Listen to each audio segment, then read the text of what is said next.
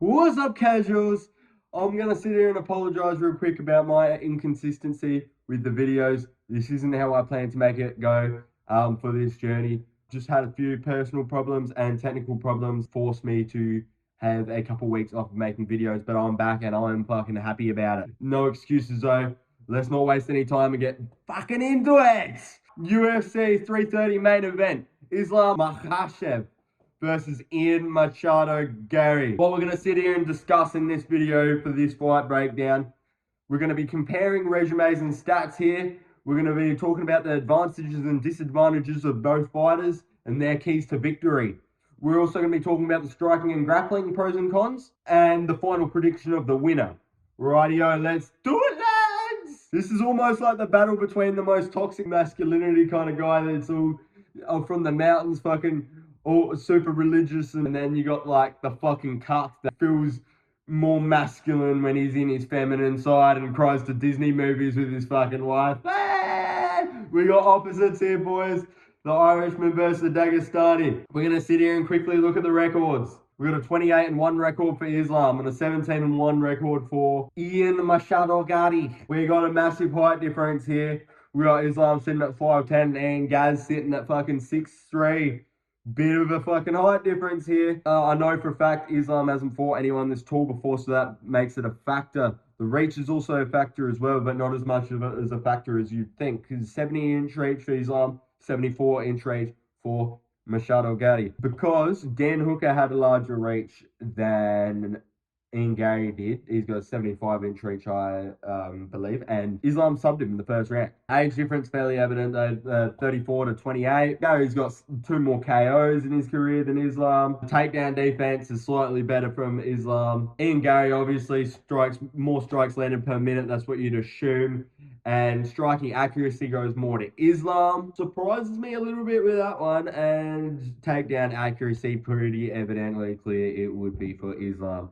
Things to note here, Islam's a minus 350 favorite, while Ian is a plus 275 underdog. The size difference and reach advantage is obviously a factor, like I just said, but I think more the height compared to reach, as I just mentioned. The difference in the grappling skills department is a massive one. The differential in grappling between both fighters is a larger difference than the striking differential. Both fighters are highly technical and almost like pretty strikers that take their time, don't make unnecessary risks, almost like safe fighters would be a good word for it. This is Islam's second fight at welterweight. The thing is though, Ian is much bigger than JDM and possesses much better grappling skills, in my opinion. What position a win and a loss could put either fighter in? A win for Islam will have him fight Prates or Morales, one of those two. Maybe those Morales and Prates fight each other to see who the clear contender is for Islam to fight, unless Islam does retire after this fight, which he very well could.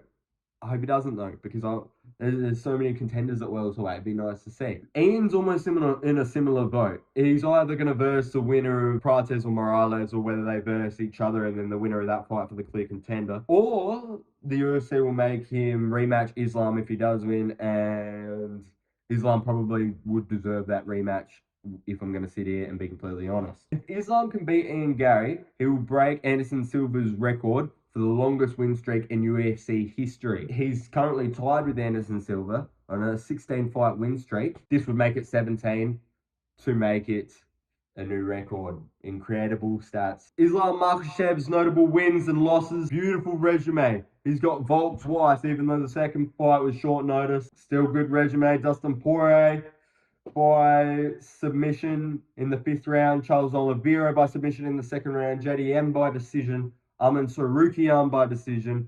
Hanato Moicano by 1st round sub. Dan Hooker by 1st round sub. And King Green by 1st round TKO. He's only got 1 loss against Adriano Martins. Who the fuck is this guy?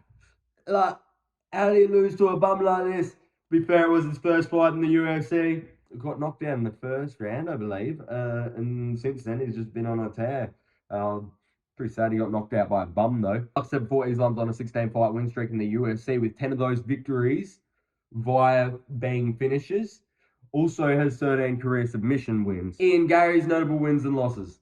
His wins: Carlos Prates, Belal Muhammad, MVP, Jeff Neal, Neil Magny, and Daniel Rodriguez, otherwise known as D-Rod. He's only got one loss in his career against Shavkat. He was so close to getting the rear naked choke against Shavkat in this fight in the 4th or 5th round, I believe.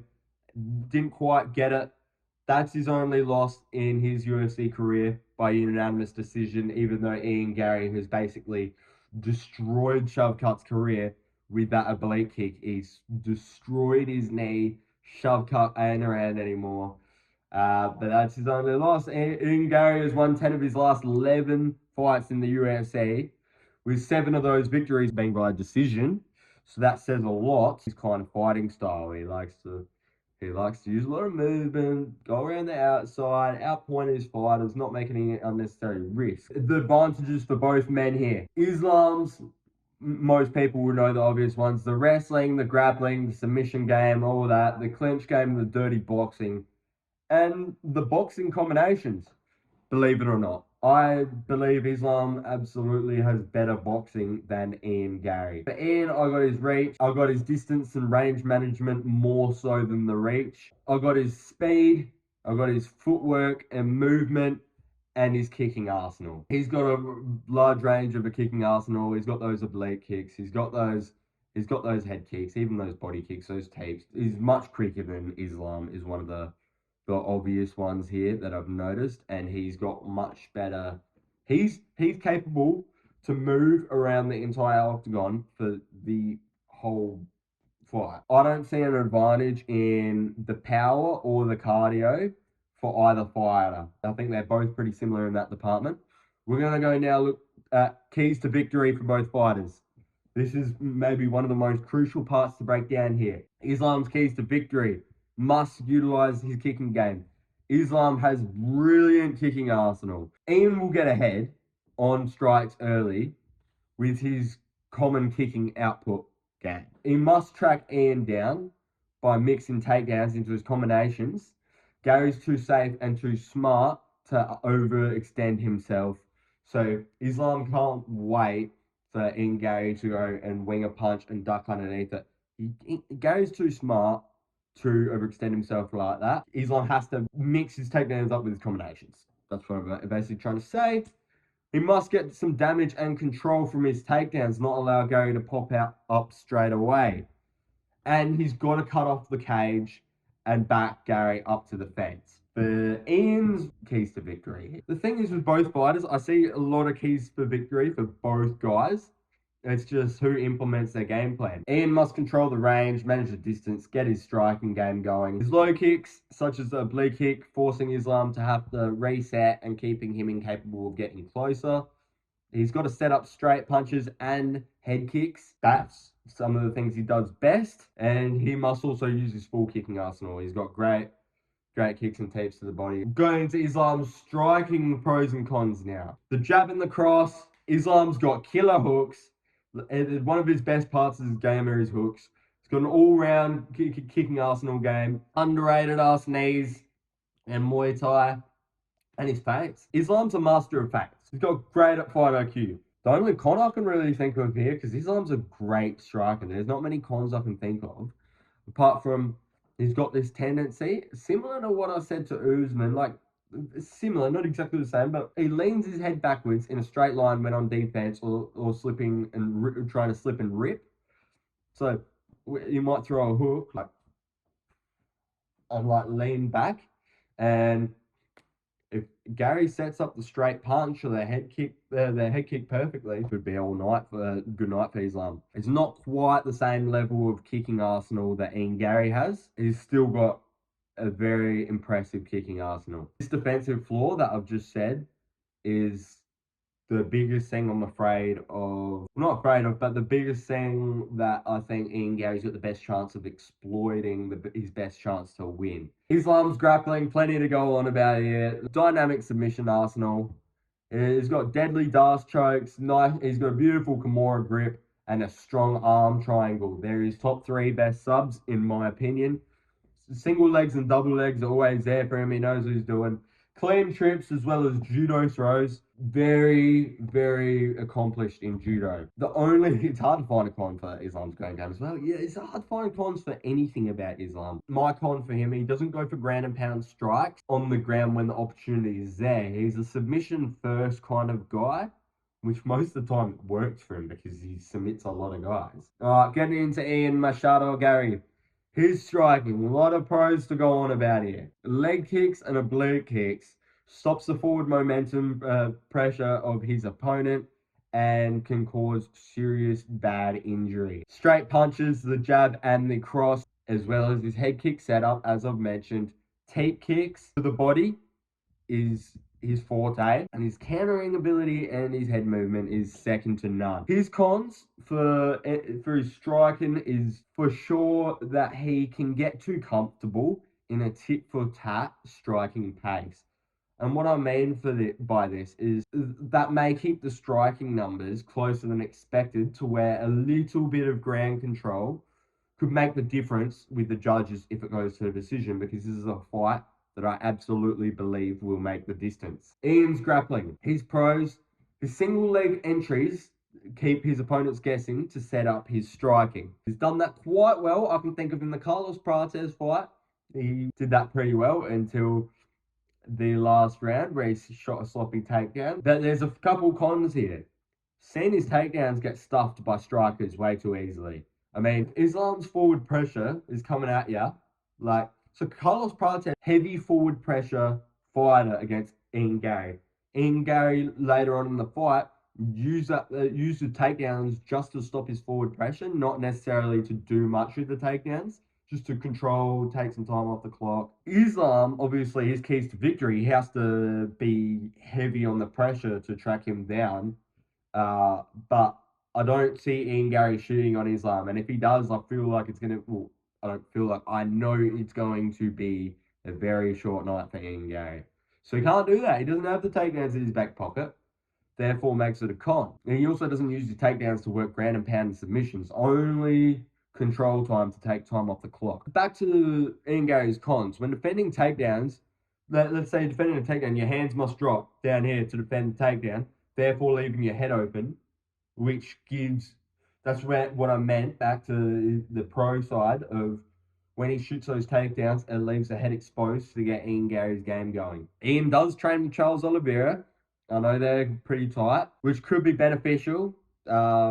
Honestly, I don't think it'll be that beneficial being real, considering his sub Oliveira in the second round by arm triangle. I'm going to discredit Garry too much in the grappling realm. It's nothing compared to Islam, but he almost did get sharp cut out of there by a rear naked choke. That moment had me screaming when I was watching the fight, as it ended up being Garry's only loss. My final prediction here, guys, I gotta be real. Islam Makhachev via decision.